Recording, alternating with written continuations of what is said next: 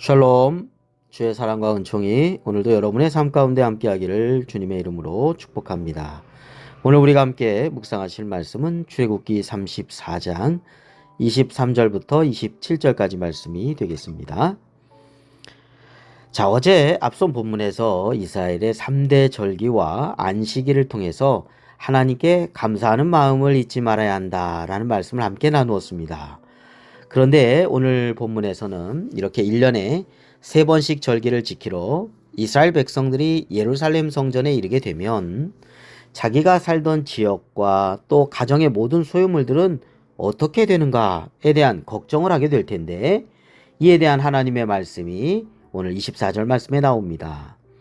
내가 이방 나라들을 내 앞에서 쫓아내고 내 지경을 넓히리니 내가 매년 3번씩 여호와 내 하나님을 뵈려고 올 때에 아무도 내 땅을 탐내지 못하리라.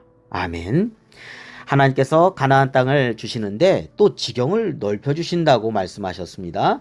이렇게 넓은 기업을 땅으로 얻어서 살고 있는 가운데 절기를 지키려고 이제 중앙의 성소, 이제 솔로몬 시대에는 이제 성전, 예루살렘에 있는 예루살렘 솔로몬 성전이 되겠죠.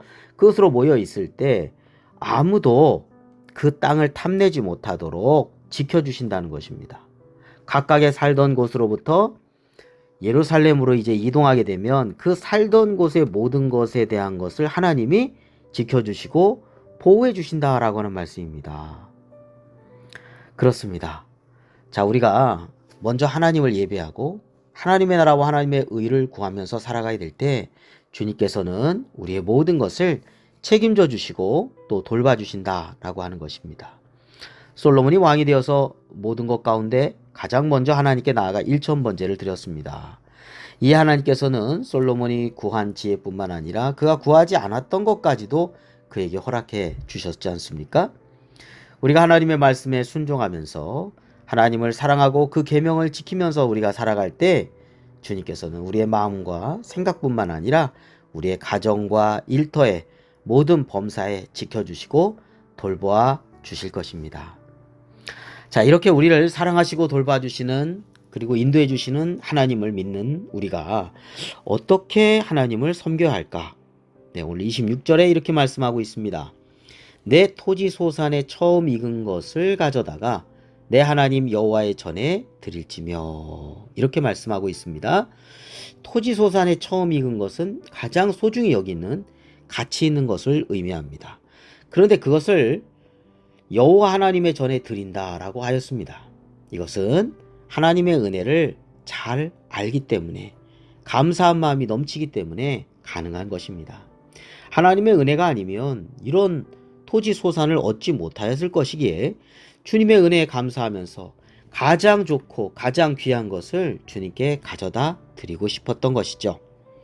사실 토지 소산은 하나님께서 해도 물도 또 땅도 모든 영양분을 공급해 주셨기 때문에 가능한 것입니다. 이 모든 것을 주신 하나님의 은혜가 있었기에 일할 수 있었고 또 수고할 수 있었고 또 수고의 열매를 얻게 된 것을 생각하면서 감사한 마음을 담아서 드리는 것이었죠. 오늘 우리는 하나님의 은혜에 이렇게 가장 귀한 것으로 응답하는 삶을 살아가야 하겠습니다.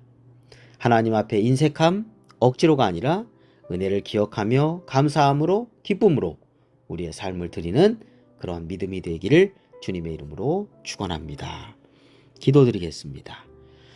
주님, 저희들에게 주님 없는 삶은 없습니다. 모든 것이 하나님의 은혜임을 고백하지 않을 수 없습니다.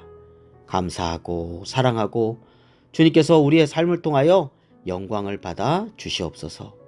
부족하지만 주님 앞에 주신 주님께서 주신 그 은혜 우리가 기억하면서 우리의 마음을, 우리의 몸을, 우리의 시간을, 우리의 물질을 드립니다.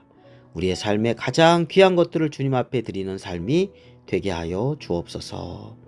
예수 그리스도의 이름으로 기도드립니다. 아멘.